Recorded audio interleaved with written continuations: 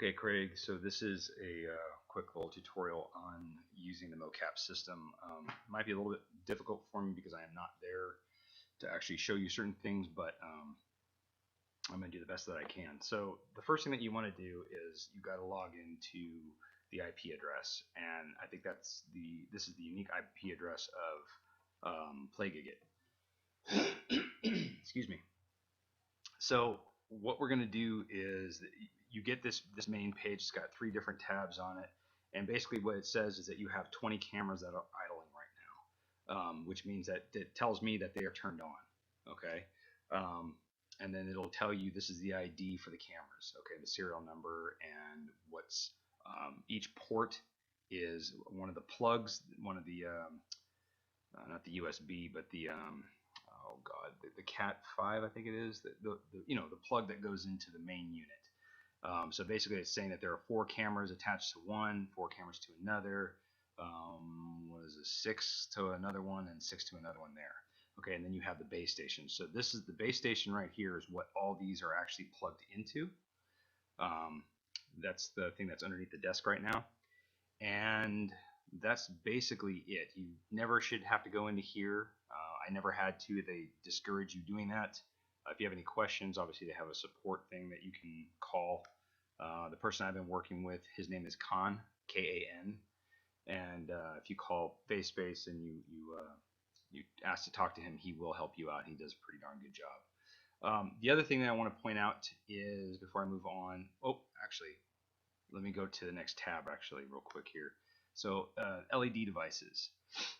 The way this works is right now there is on a white shelf, where the white drawers are next to all the suits. You have a bunch of what they call them. They call them like the remotes.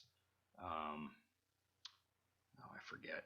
I forget what you call them. But in any case, these are all specific profiles that have to do with what it is that you're shooting for. So when you're using the calibration one, you're going to be using this configuration. If you're using, I set up another one, Body More. This one has, this is the main configuration that has LEDs for, extra LEDs for the arms, the legs, the torso, and the head.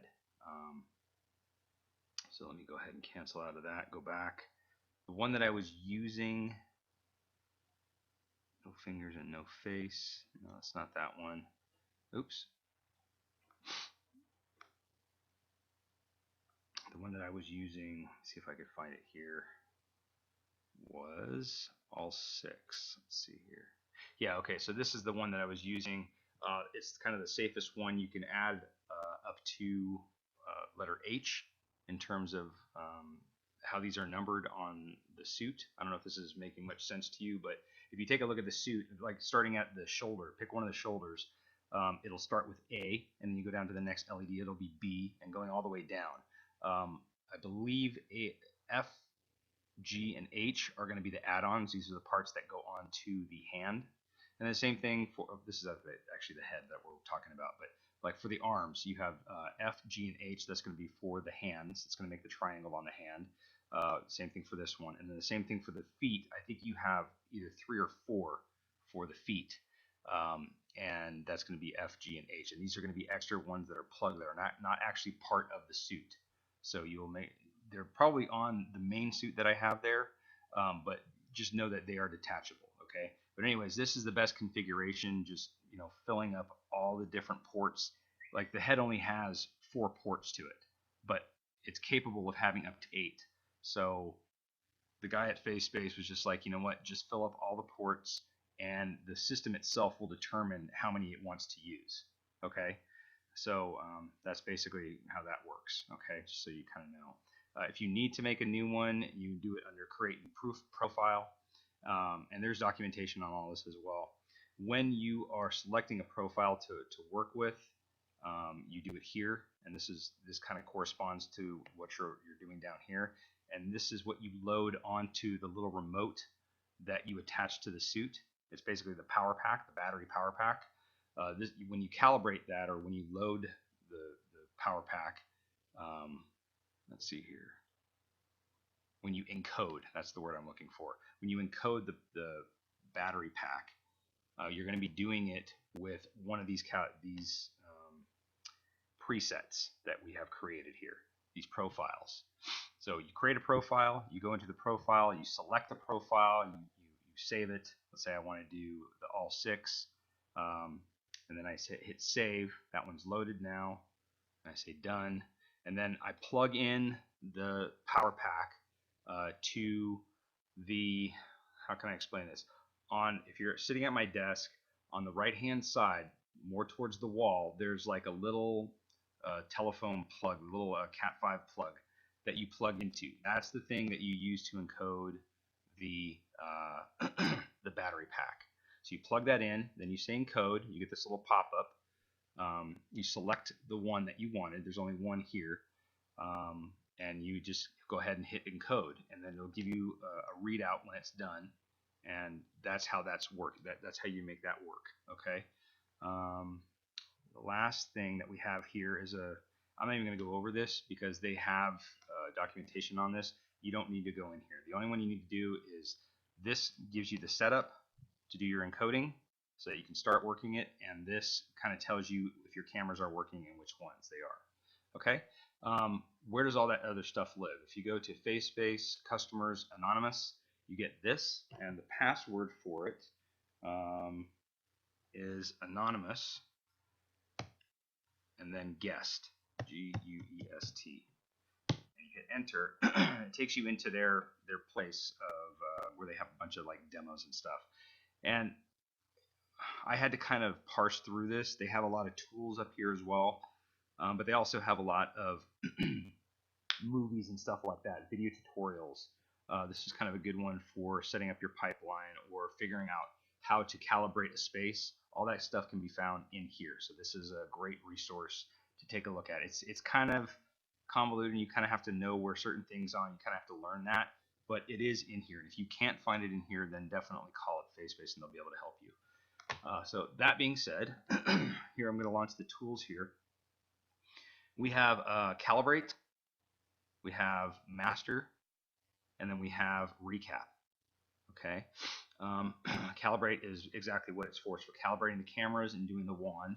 Master is for shooting your session, and then Recap is for cleaning your stuff. Although they recommend that you clean in Motion Builder. I personally, from my experience of what I was doing while I was there, was that I start in Recap, I do that as much as I possibly can, and then I finish up in Motion Builder.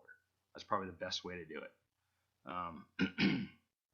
So if you launch the calibration, you should follow like the wizard. That's probably the best way to do it. I already have a wand.rb set up. I recommend that whoever's taking this just takes this file because it's a good place to start. This way you don't have to create a new one. And go ahead and open it. Excuse me.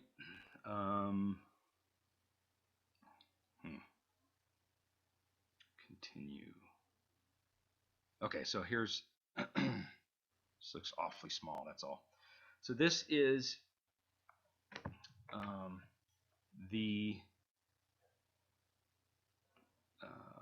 this is how you paint the volume. I guess what I'm thinking in my head right now is, go back. There's another place where you aim the cameras, and you put the wand inside. Yeah, in fact, you might even do it in here before you actually do the calibration. Let me just start this over again if you don't mind.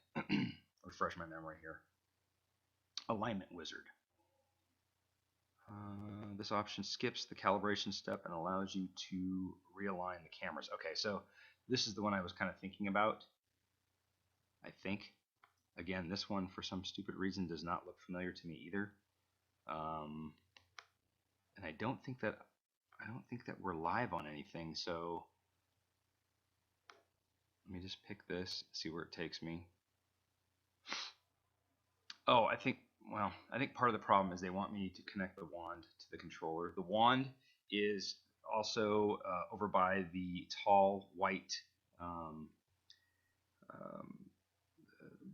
file cabinet, if you will, the drawers. It's on the right hand side of it. It's in a little postal tube. We kind of keep it in there and make sure we keep it safe. You will hook up one of the power packs to it.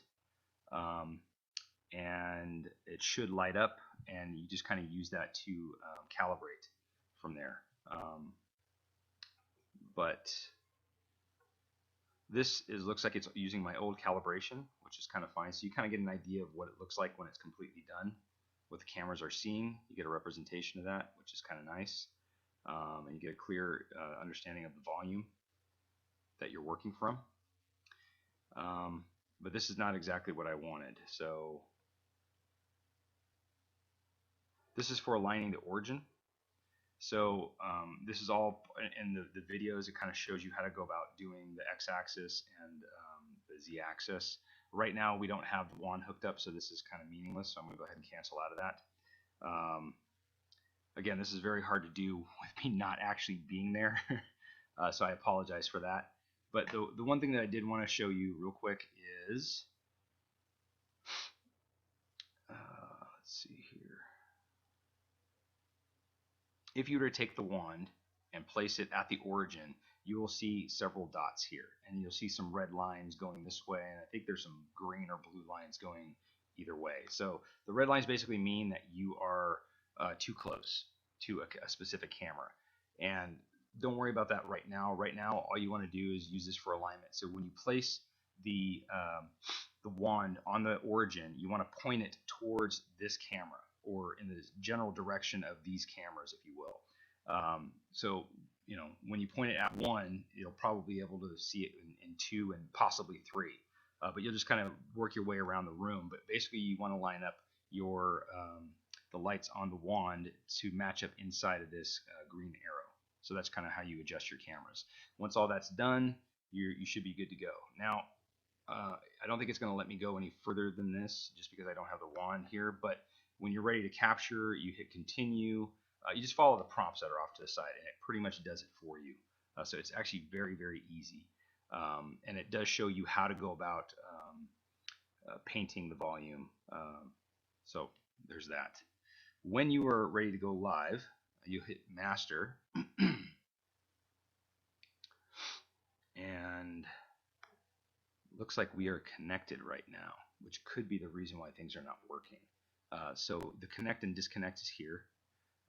When you are connected, when you have a power pack hooked onto the suit and you hit connect, the suit will light up. So this turns green, your suit will turn on, and you'll be able to walk into the volume and start doing your captures. Quick and easy. If you want to do, you say no new session. You know, you basically tell it where you want the session to live. And then every time you're going to do a new capture, you want to do take one. It's not going to let me do it now because I have nothing set up here, but you just basically say new take, new take, new take every time you want to do a new one, and it'll save it in this wherever this location of the session is. And then I believe there's a record button. One of these turns into pause turns into a record button, and that's how you do that. There's a bunch of information here. Again, that could be in the setup when you're kind of reviewing how this stuff works, the documentation. But this is basically the where you do your captures. You can do your capture in Motion Builder if you want to. There is documentation on that. I recommend this one just because it's it's kind of made for it. So what I'm doing right now to navigate is I'm holding the left key down and I'm just kind of moving the mouse around. Okay, and the scroll wheel will go in and out, and the right mouse button will orbit around this yellow dot, wherever you have the yellow dot. So if I translate the yellow dot over here, it's going to start orbiting around there. Okay, and that's basically how that works. How much time do I have?